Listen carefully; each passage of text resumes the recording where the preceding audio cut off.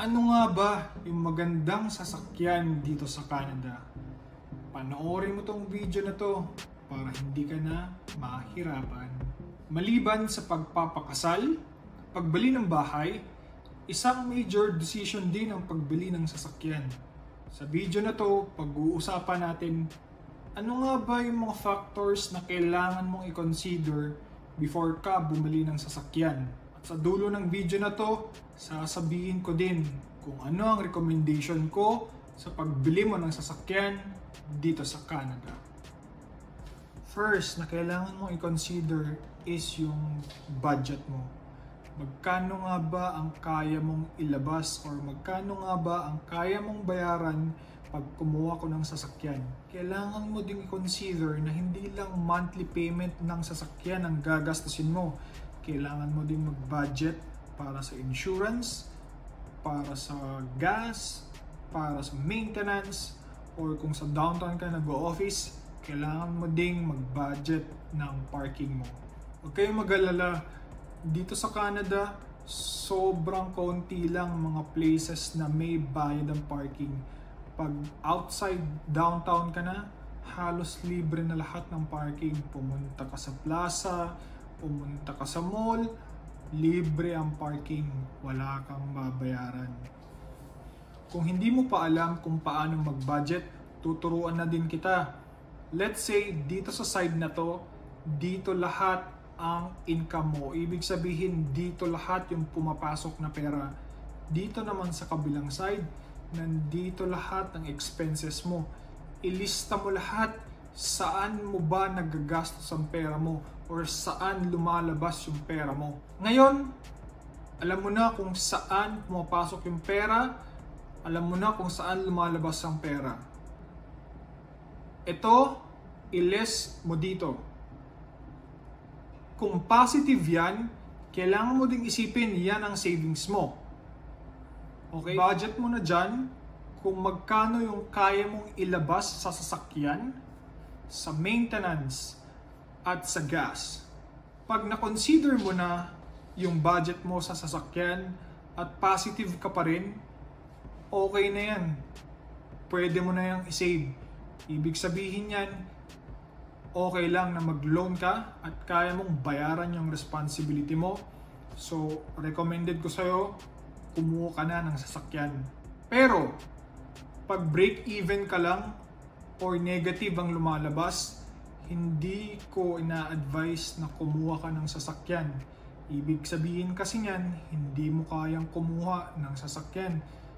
Kailangan mong i-trim down yung mga expenses mo or kung may other sources of income ka pa, pwede pa.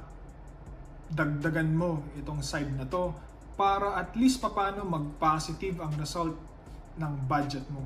Ilalagay ko din yung Excel sheet na ginagamit namin ni Leslie sa pagbabudget para kahit papano matulungan ka or may idea ka na kung paano kami mag-budget, ilalagay ko sa description box. Second na kailangan mo i-consider is ano nga bang car brand ang pipiliin mo.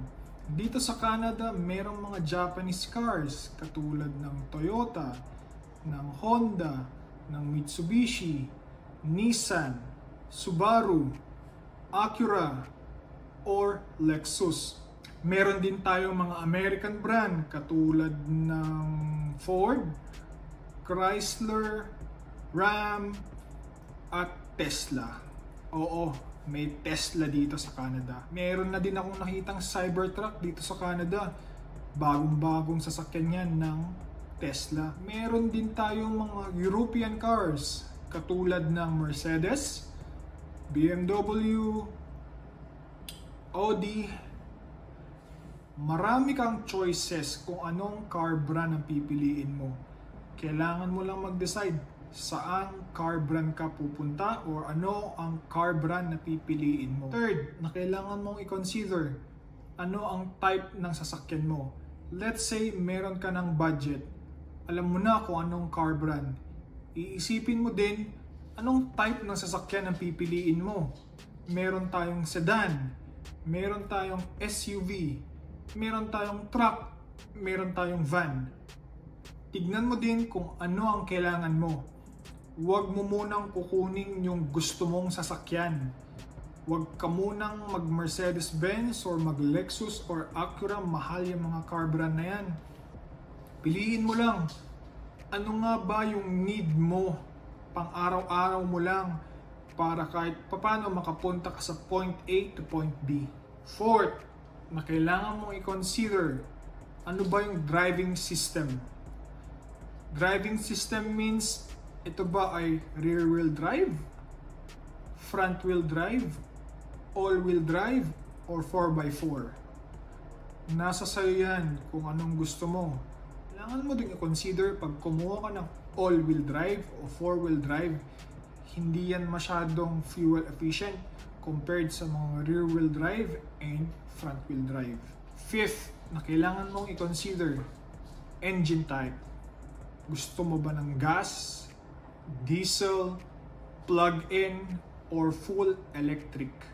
Normally, gas is available sa lahat. Mga diesel pala is sa mga pick-up yan.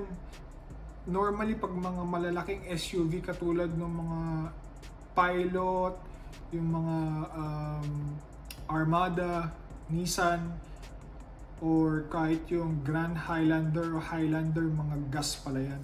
Or kaya namang mga plug-in hybrid. Ito pala yung mga sasakyan na sinasaksak mo pero hybrid siya. Or kaya naman gusto mo ng full electric katulad ng Tesla. Dito sa Canada, meron na ding mga full electric cars ang mga Toyota, ang mga Honda, mga Mazda. Mandate kasi yan ng Government of Canada by 2030. At least 80% yata ng sasakyan dito sa Canada is full electric na, and by 2035 at least I think 90 to 95% na is full electric na ang mga sasakyan dito sa Canada. So, recap tayo. Meron akong sinabing 5 factors na kailangan mo i-consider. Una, kailangan mong i-determine ang budget mo. Pangalawa, kailangan mong i-consider yung car brand. Pangatlo, ano nga ba yung car system na gusto mo or type ng sasakyan? Pangapat, ano yung driving system? At panglima, ano yung engine na gusto mo? Promise, ito yung recommendation ko. Okay, pagdating mo dito sa Canada, ang i-recommend kong sasakyan sa'yo is first, Japanese car. First is Japanese car. Kung kaya mong mag-SUV, mag-SUV ka. Kumuha ka na din ng all-wheel drive. At yung engine mo, pwede na yung gas, or kung kaya mong makakuha ng hybrid, mas maganda.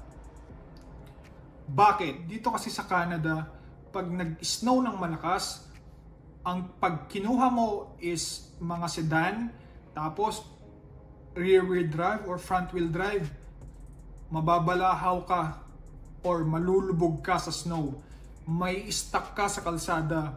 Kaya ang ina-advise ko, kumuha ka ng SUV na medyo mataas, kumuha ka ng all-wheel drive, kahit anong engine, okay na siguro yan. Either gas or hybrid, pwede na yan. Japanese car. Alam naman natin yung mga Japanese car sa Pilipinas pa lang is reliable. So yan din kasi ang nasa isip ko nung kumuha kaming sasakyan. Hindi option ang European cars or ang American car. Ang kukunin talaga namin is Japanese car. Sa case pala namin, pagdating namin dito noong 2022, pahirapan ng sasakyan. Ilang months ako naghintay para dumating yung sasakyan pero hindi siya dumating. Kaya kumontak ako sa ibang dealer, tinawagan ko sila or nirecommend ng tito ko, tinawagan ko yung salesman. Sabi ko, ano ang available na sasakyan? Ang sinabi niya, sir, may available kaming CR-V. Tama, CR-V ang kinuha namin, all-wheel drive. Doon pa lang okay na ako. Ayaw niyo naman i-pair yung phone, di ba? Hi.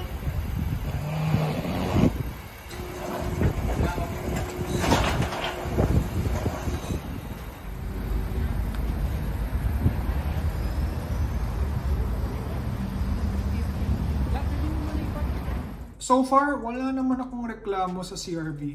Sobrang ganda ng suspension, matipid sa gas.